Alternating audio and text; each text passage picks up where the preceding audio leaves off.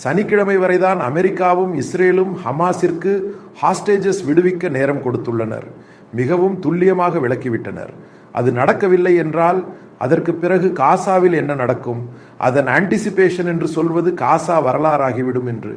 அந்த மாதிரியான தாக்குதல் நடக்கும். முன்பு பைடன் நிர்வாகம் இருந்தபோது இன்று பாம்ஸ் பயன்படுத்தக்கூடாது, சில பாம்ஸ் பயன்படுத்தக்கூடாது என்ற கடுமையான உத்தரவுகள் இஸ்ரேல் IDF மேல் இருந்தன. இப்போது ட்ரம்ப் அதை முழுமையாக மாற்றி காசாவையும் அங்குள்ள மக்களையும் தீவிரவாதிகளையும் அழிக்கலாம் என்று கூறியுள்ளார். முழுமையான அமெரிக்க ஆதரவுடன் காசாவில் நடக்கவிருக்கும் அட்டாக் தான் சனிக்கிழமைக்குள் ஹமாஸ் ஹாஸ்டேஜஸ் அனைத்தையும் விடுவிக்காவிட்டால் நடைபெறும். அதன் டேட் சொல்லலாம் என்ன நடந்தது என்று. ஹமாஸ் கூறுவது 65க்கும் மேற்பட்ட ஹாஸ்டேஜஸ் ஹமாஸின் கஸ்டடியில் உள்ளதாகும். ஆனால் தற்போதைய சீஸ்ஃபயர் தொடர்பாக வெளியே வந்த பலர் இஸ்ரேலி ஏஜென்சிஸ் மற்றும் CIA அவர்களை கேள்வி கேட்டபோது கொடுத்த பதிலில் 15 ஹாஸ்டேஜஸ் மட்டுமே ஹமாஸின் கஸ்டடியில் உள்ளதாக புரிந்து கொள்ள முடிந்தது. இந்த 15 ஹாஸ்டேஜஸ் உள்ளவர்கள் கூட உண்மையில் காயமடைந்தவர்கள் பல வழிகளில். இவர்களால் நடக்கக்கூடிய நிலையில்லை. காரணம், இந்த ஆள்களுக்கு பல நோய்கள் உள்ளன. இந்த 15 மாதங்களாக மருத்துவமும் நிகழ்வுகளும் இல்லாமல் இவர்களால் முன்னேற முடியாது. விஷயம் எளிது. பிறகு கொடூரமான சித்திரவதை, தாக்குதல் இவை நடந்த பிறகு இவர்களால் நடக்கவோ எழுந்திருக்கவோ முடியாத நிலை. பிறகு மீதமுள்ள ஹாஸ்டேஜஸ் ஹமாஸின் கஸ்டடியில் இருந்தபடியே இறந்துவிட்டனர். அவர்களின் டெட் பாடி அடக்கம் செய்யப்பட்ட நிகழ்வுகள் வெளியாகியுள்ளன. மோசாத் மற்றும் இவர்களுக்கு பிரீஃப் செய்யப்பட்டுள்ளது. நான் இப்போது சொல்வதை புரிந்து கொள்ளுங்கள். இந்த வரவிருக்கும் ட்ரெண்டு படி அமெரிக்கா காசாவை முழுமையாக காலியாக்கும் என்று கூறிவிட்டது. அதன் ஒரு பகுதியாக இஸ்ரேலுக்கு கிடைக்கும் அடுத்த வாய்ப்பு முழுமையான தாக்குதல் தான். எத்தனை பில்டிங்ஸ் உள்ளன? 86% பில்டிங்ஸ் உள்ளே தங்குவதற்கு ஏற்றதல்ல. மீதமுள்ள பில்டிங்ஸ் உள்ளன. அவையும் இந்த அடுத்த அட்டாக்குடன் அழிக்கப்படும். காரணம், பாலஸ்தீனியர்களுக்கோ அல்லது காசாவில் உள்ளவர்களுக்கோ மீண்டும் அங்கு வாழ முடியாத வகையில் மாற்றிவிடப்படும். புரிந்து கொள்ளுங்கள். இல்லை என்றால் இந்த பில்டிங்ஸ் எதுவும் போகாது. அவற்றை அழிப்பார்கள். காரணம், இவர்கள் நோட்டீஸ் பீரியட் கொடுப்பார்கள். இத்தனை நாட்களுக்குள் இந்த பகுதியை விட்டு வெளியேறுங்கள் என்று சொல்வார்கள். வெளியேற சொன்னபோது வெளியேறாவிட்டால் இந்த முறை சிவிலியன்ஸ் மீது உண்மையான பாம்பிங் நடக்கும். காரணம், அதுவும் இதனுடன் செல்ல முடிவு செய்யப்படும். இதுதான் நடக்கவிருக்கிறது. முதலில் நான் பலமுறை ஹமாஸ் மற்றும் இஸ்லாமிய தீவிரவாதம் பற்றி கூறியுள்ளேன். இவர்கள் அடிப்படையில் பலவீனர்கள். இவர்கள் யாருடன் விளையாடுகிறார்கள் என்ற புரிதல் இவர்களுக்கு இல்லை. அதுதான் இந்த பிரச்சனை வருவதற்கான காரணம். அப்போது அவர்கள் வெளியேறாவிட்டால் அவர்கள் மேல் பாம்ஸ் வீசப்படும். அமெரிக்கா அதை ஃபெசிலிட்டேட் செய்யும். அந்த நேரத்தில் வேறு ஹவுதிஸ் பிரச்சனை இருந்தால் அமெரிக்கா அங்கு நுழைந்து தாக்கும். அதாவது ஏமனில் இதுதான் நடக்கிறது. ஒரு இடத்தில் இஸ்ரேல் நுழைந்து தாக்கும்போது ஹவுதிஸ் மேல் அமெரிக்கா நுழைந்து தாக்கும். அதனுடன் ஹவுதிஸ் என்று சொல்லப்படும் விஷயம் என்றென்றும் இல்லாமல் போகும். ட்ரம்ப் இந்த விஷயத்தில் கடுமையானவர். எந்த காரணத்திற்காகவும் டெரரிசத்தை ஃபெசிலிட்டேட் செய்யும் ஒருவர் அல்ல. பைடன் நிர்வாகம் எதிர்மாறாக இருந்தது. பல இன்டர்நேஷனல் பிரஷர் மற்றும் பிற காரணங்களால் அவர்கள் காசாவிடம் சாஃப்ட் கார்னர் வைத்திருந்தனர். ஆனால் அது ட்ரம்பிற்கு இல்லை. ட்ரம்ப் ஏற்கனவே கூறியுள்ளார், காசாவை கைப்பற்றுவோம் என்று. ட்ரம்ப் இஸ்ரேல் கைப்பற்றுவதற்கான ஒரு பெரிய சாத்தியமான வாய்ப்பு இந்த சீஸ்ஃபயர் அக்ரிமெண்ட் உடைக்கப்படுவதும் இஸ்ரேல் மீண்டும் இதை கேப்சர் செய்வதும் ஆகும். அந்த சூழலில் நீங்கள் புரிந்து கொள்ள வேண்டியது என்னவென்றால், எகிப்தின் நுழைவை திறந்து விடுவார்கள். அங்குள்ளவர்களிடம் எகிப்துக்குள் செல்லச் சொல்வார்கள். இதுதான் நடக்கும்.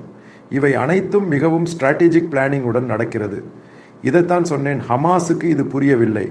இதை ஆதரிக்கும் கத்தாருக்கும் இது புரியவில்லை. இந்த ஹமாஸையும் காசாவையும் அழித்துவிட்டால் நீங்கள் கவனிக்க வேண்டியது, அமெரிக்க படைகள் கத்தாரில் இருந்து விலகும். அங்கு பின்னர் வரலாம். காரணம், கத்தார் தான் இந்த கேம் விருத்தி கெட்ட விளையாட்டை விளையாடியது என்று அமெரிக்காவும் இஸ்ரேலும் நம்புகின்றன. பின்னர் அந்த நாட்டின் ஆட்சியாளருக்கு எச்சரிக்கை விடப்படும். 10 அல்லது 20 நாட்கள் எச்சரிக்கை விடப்படும். முழுமையாக அமெரிக்காவின் லைனில் வர வேண்டும். இல்லை என்றால் இன்று அங்கு ஆட்சி செய்பவர் நாளை அங்கு ஆட்சி செய்ய மாட்டார். அல்லது அந்த நாட்டில் சவுதி அரேபியாவை கொண்டு வருவார்கள். இதுதான் உள்ளது, எளிதானது. காரணம், அமெரிக்க படைகள் அங்கிருந்து வெளியேறினால் கத்தார் என்ற நாடு பூஜ்யமாகிவிடும். இது உண்மையில் ஜியோ பாலிட்டிக்ஸ் படிப்பவர்களுக்கு மட்டுமே புரியும். கத்தார் எப்படி நிலைத்திருக்கிறது? பணம் உள்ளது, ஆனால் அதை செக்யூர் செய்ய அவர்களால் முடியாது. அதனால்தான் அமெரிக்கா தன் பேஸ் அங்கு வைத்தது.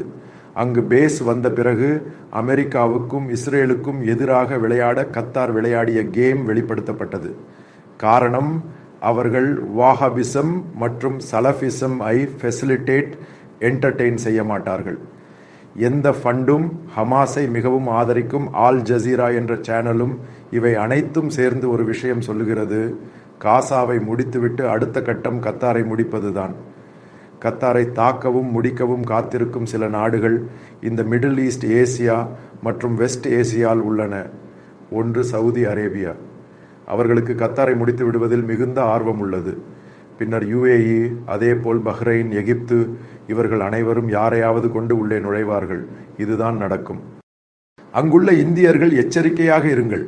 காசாவுக்கு எதிரான வார் ஒரு பகுதியில் நடந்து முடிந்த பிறகு அமெரிக்க படைகள் கத்தாரில் உள்ள படைகளை வித்ட்ரா செய்யும். அதற்கு பிறகு இஸ்ரேலுக்கும் கத்தாருக்கு ஒரு பாடம் கற்பிக்க ஆர்வம் உள்ளது. காரணம், அங்கு மிகப்பெரிய மஹபீஸிடம் இஸ்ரேலுக்கு எதிராக உலகம் முழுவதும் கேம்பெயின் நடத்தியதற்கான ஃபண்டிங் கத்தார் என்று சொல்லப்படுகிறது. நான் சொல்லவில்லையா? பொலிட்டிகோ என்று சொல்லப்படும் விக்கிலீக்ஸில் ரிப்போர்ட் செய்யப்பட்டுள்ளது. அது ஒரு இண்டிபெண்டன்ட் மேகசின் ஆகும்.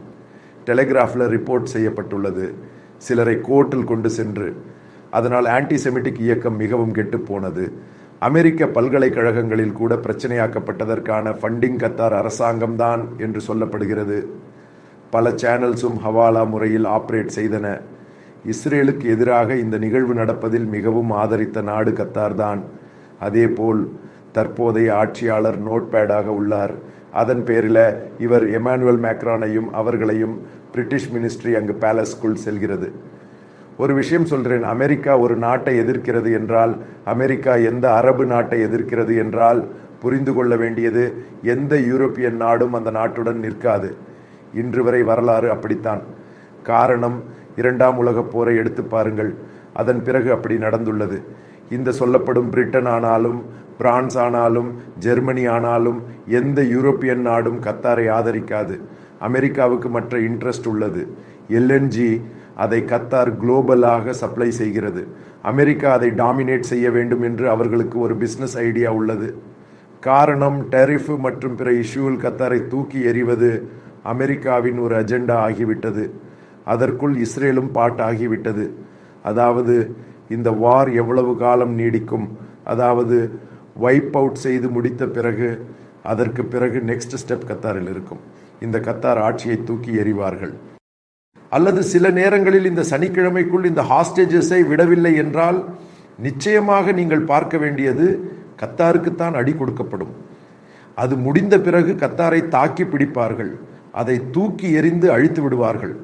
காரணம், கத்தாரிலிருந்து அமெரிக்க படைகள் வெளியேறினால் கத்தாரின் துப்பாக்கி முடிந்துவிடும். எந்த நேரத்திலும் சவுதி டேங்க்ஸ் கத்தாரில் நுழைந்து உருளும். காரணம், ஹவுதிஸை ஆதரித்தது. சவுதி மற்றும் UAE தாக்க ஃபினான்ஷியல் எய்ட் மற்றும் வெப்பன்ஸ் கொடுத்தது.